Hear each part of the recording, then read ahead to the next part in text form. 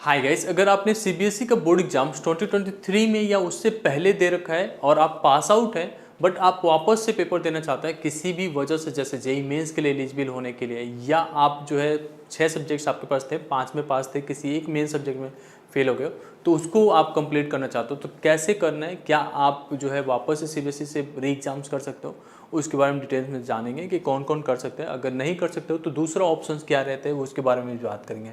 तो जो भी स्टूडेंट्स, अगर आपने 2023 या उससे पहले बोर्ड एग्जाम दे रखा है, तो ये जो चीज़ें आपको बताने वाला हूँ ये बहुत ही यूज़फुल होने वाला है, तो लास्ट तक देखते रहना। अगर आप पहली बार चैनल पर है तो मेक श्योर कि आपने सब्सक्राइब कर रखा है, ठीक है। अब बात करते हैं कि अगर आपने 2023 में पास आउट थे और आपके पास जो है टोटल 6 सब्जेक्ट्स थे, उसमें से आप 5 में पास हो, ओवरऑल आपका डिक्लेयर हो चुका है मार्कशीट पास में, या इससे पहले भी आप 2023 से पहले भी थे और सेम सिनारियो जा रहा है, तो आपका जो एक सब्जेक्ट मेन सब्जेक्ट था, केवल एक सब्जेक्ट जो भी मेन सब्जेक्ट, लेट्स से कि मैथ्स है, ठीक है, किसी स्टूडेंट्स के लिए फिजिक्स हो सकता है, किसी के लिए केमिस्ट्री हो सकता है, किसी के लिए बायोलॉजी, किसी के लिए अकाउंटेंसी, किसी के लिए ह्यूमैनिटीज़ के कोई सब्जेक्ट हो सकता है, हिस्ट्री, जियोग्राफी और पॉलिटिकल साइंस है।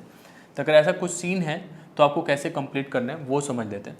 तो अगर आपका जो है कोई नॉन प्रैक्टिकल सब्जेक्ट्स है तो आप 2025 का जो बोर्ड एग्जाम्स हो रहे हैं, 2024 में तो दिया ही होगा, नहीं क्लियर हुआ, 2025 का बोर्ड एग्जाम्स होगा, उसके लिए सितंबर में फॉर्म आएगा, उसमें एडिशनल में आपको एक अप्लाई करना पड़ेगा। अब एडिशनल में कैसे अप्लाई करना है, एडिशनल में केवल जो है उसी सब्जेक्ट्स को ड्रॉप डाउन से सेलेक्ट करके जो सब्जेक्ट में आपका आरटी है आप अप्लाई कर सकते हो, बट ये नॉन प्रैक्टिकल सब्जेक्ट्स के लिए केवल अप्लीकेबल होता है। अगर आपके पास प्रैक्टिकल सब्जेक्ट्स है, लेट से आपका फिजिक्स था, या आपके पास केमिस्ट्री था, या बायो था, या कोई और सब्जेक्ट जैसे फिजिकल एजुकेशन वगैरह कुछ है, तो इसको आप सीबीएसई से आप कंप्लीट नहीं कर सकते, 2023 से हो या 2000 उससे पहले हो। लेकिन एक और चीज़ क्या है, ये एडिशनल सब्जेक्ट्स केवल अवेलेबल होते हैं, कोई वही स्टूडेंट्स केवल एलिजिबल हैं जो 2023 या 2024 में बोर्ड एग्जाम्स देते हैं। 2023 से पहले वाले स्टूडेंट्स के लिए ये अवेलेबल नहीं है। पहले 6 साल तक के बच्चों के लिए ये चीज़ें अवेलेबल होते थे, ये ऑप्शंस, बट अब केवल लास्ट 2 ईयर्स के स्टूडेंट्स के लिए अवेलेबल होता है। जैसे 2025 में बोर्ड एग्जाम हो रहे हैं तो 2024, 2023 के लिए, ठीक है। अब इस केसेस में अगर आपने पहले से 2022 के हो या उससे पहले के हो, तो भी आप जो है ये एग्ज़ाम्स कंप्लीट कर सकते हो एनआईओएस बोर्ड के थ्रू। अब एनआईओएस बहुत ही फ्लैक्सिबल होता है इस केसेस में, आप केवल एक सब्जेक्ट का पेपर दे के एंड देन अपने सीबीएसई बोर्ड को जो मार्कशीट सीबीएसई ने आपको दे रखा था उसको सपोर्ट कर सकते हो, एंड देन आप किसी भी कॉलेज में एडमिशन ले सकते हो जहाँ पर भी साइंस का यूज़ हो रहा है। बट मेक श्योर कि ये जो चीज़ें हैं, जो भी सब्जेक्ट्स में आपका आरटी आता है उसी सब्जेक्ट्स के लिए अप्लाई करें। आप चाहें तो किसी और सब्जेक्ट में इंप्रूवमेंट भी दे सकते हैं। अब जैसे मान लीजिए आपका फिजिक्स में जो है 5-6 सब्जेक्ट है टोटल, बस एक सब्जेक्ट्स आपका नहीं है, फिजिक्स आपका क्लियर नहीं हो पाया, 2023 से फंसा रहा है, 2022 से फंसा रहा है, तो आप इसे जो है एनआईएस से कंप्लीट कर सकते हो। अब एनआईएस से कैसे कंप्लीट करना है उसके लिए हम लोग प्रॉपरली आपको गाइड करते हैं।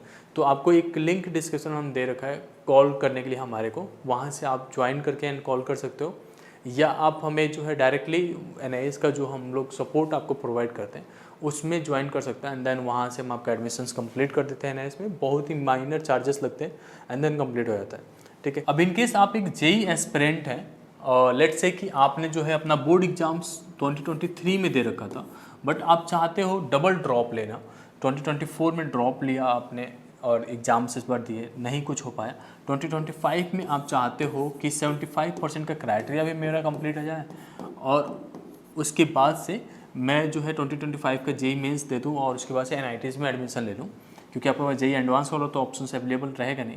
तो इस केसेस में 75% नहीं है तो आप वापस से सीबीएसई से इंप्रूवमेंट नहीं दे सकते, क्योंकि सीबीएसई में जो है सक्सीडिंग ईयर में केवल एग्जाम हो सकता है, मतलब 1 साल तक पेपर दे सकते हो। जैसे 2023 में थे तो 2024 में ही आपको केवल बोर्ड एग्जाम्स के लिए इंप्रूवमेंट करने को मौका था। अगर आपका इंप्रूव नहीं हो पाए तो अब आपके पास चांस है कि एनआईएस से एज अ फ्रेश एडमिशन दे दो। एज अ फ्रेश देने का मतलब वापस से आप क्लास 12th कंप्लीट कर रहे हो एनआईएस से, और अगर 75% से ज़्यादा आ जाता है तो आप एलिजिबल हो जाते हो। ये कोई नहीं रोकता है। बहुत सारे स्टूडेंट्स या बहुत जगह से ऐसा आपको कहा जाता है कि 2 बार 12th नहीं कर सकते। आप कर सकते हो 2 बार 12th, बट यहाँ पे कंडीशंस ये रहता है कि जो पहले वाला मार्कशीट था उसे आपको ड्रॉप करना पड़ता है, मतलब उसे आप यूज़ नहीं करोगे इन फ्यूचर्स। मतलब दोनों में से कोई एक यूज़ करना। लेट से आपने एनआईएस का पेपर दिया और एनआईएस में आप अपीयर ही नहीं हुए, तो इसका मतलब ये नहीं कि आपका पीछे वाला मार्कशीट जो है इनवैलिड हो गया। वो मार्कशीट को लेके आप कैरियर में आगे ग्रो कर सकते हो। तो अगर इस तरीके की सिनेरियोस है तो आप NIS में डायरेक्टली जो है सारे सब्जेक्ट्स के लिए अप्लाई कर सकते हो। और 2024 में बोर्ड एग्जाम्स, 2025 में आपका बोर्ड एग्जाम्स होगा अप्रैल में। और ये जो भी मार्कशीट यहाँ से आता है वो आपका कंप्लीट डॉक्यूमेंटेशन के साथ आता है। तो NIS की मार्कशीट, TC, माइग्रेशन, ये सब कुछ प्रोवाइड होता है जो कॉलेज एडमिशन के लिए नीडेड रहता है, सारे डॉक्यूमेंट्स।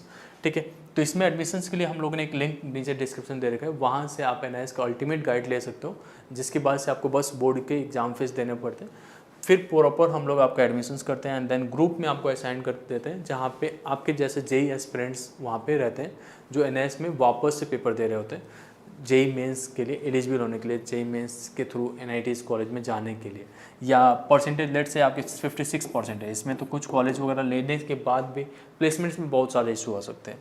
तो आप जो है वापस से बोर्ड एग्जाम्स कर सकते हो NIS के थ्रू, और फिर आप कॉलेज लेते हो तो उसके बाद से आपको जो है प्लेसमेंट में भी सपोर्ट मिल जाता है। लेट से 60+ परसेंटेज आ जाता है तो आपके लिए काफ़ी हेल्पफुल हो जाता है। और अगर आपका रैंक अच्छा आ जाता है NITs वगैरह के लिए तो उसमें भी आप अच्छा कॉलेज ले पाते हो, तो वहाँ पे भी कोई रोकता नहीं है। उसके लिए प्रॉपर काउंसलिंग भी हम लोग आपके साथ कर रहे होते हैं एंड प्रॉपर पूरी साल तक गाइड कर रहे होते हैं। तो आप JEE की प्रिपरेशन करते करते ये भी कंप्लीट कर सकते हो और बहुत ही कम खर्चे लगते हैं, तो ये छोटा सा रिस्क आप ले सकते हो। बट ओब्वियसली अगर आप इस साल कॉलेज ले रहे हो, अगर कॉलेज आपको मिल रहा है, कोई प्राइवेट कॉलेज ही मिल रहा है, अच्छा मिल रहा है, जहाँ से प्लेसमेंट अच्छा मिल जाता है, तो आपको कॉलेज चूज़ कर लेना चाहिए। आपको ईयर लॉस नहीं करना चाहिए, क्योंकि आप बार बार जो ईयर लॉस करते हो ना, इसका भी एक इम्पैक्ट पड़ने लगता है। तो ईयर लॉस को आपको नहीं कंसिडर करना है। आप जो है कॉलेज ले लो इसी साल एंड देन कॉलेज में जाके आप अच्छा परफॉर्म करने की कोशिश करो। कॉलेज में जो अगर अच्छा परफॉर्म करते हो तो ऑब्वियस सी बात है आपका प्लेसमेंट्स में अच्छा रिकॉर्ड हो जाता है। बहुत समय ऐसा नहीं रहता है कि आपका जो है प्लेसमेंट्स इस चीज़ पे डिपेंड करता है कि आपके बोर्ड में कैसे आए थे या कितने अच्छे कॉलेज से पढ़ते हो। प्लेसमेंट इस चीज़ पे भी डिपेंड करता है कि आपका जो है स्किल सेट क्या है, आपको कितना जो है इंडस्ट्री स्टैंडर्ड्स के कोडिंग लैंग्वेजेस आते हैं, कितने स्किल सेट से, तो वो आपको कंसीडर करना पड़ेगा। ठीक है, अगर किसी तरीके से और कोई क्वेरीज हैं, आप हमसे कुछ चीज़ें पूछना चाहते हैं, तो ढूंढ विनर वेबसाइट पे जाके ज्वाइन कर लेंगे, हम आपको कॉल करेंगे एंड सारा आपका डाउट्स क्लियर करेंगे। एक प्रॉपर कंसल्टिंग होता है आपके लिए, जिससे हम आपको बता पाते हैं कि आपके लिए क्या बेस्ट रहेगा। होप इन डेट आपको ये वीडियो पसंद आया होगा। Thank you so much.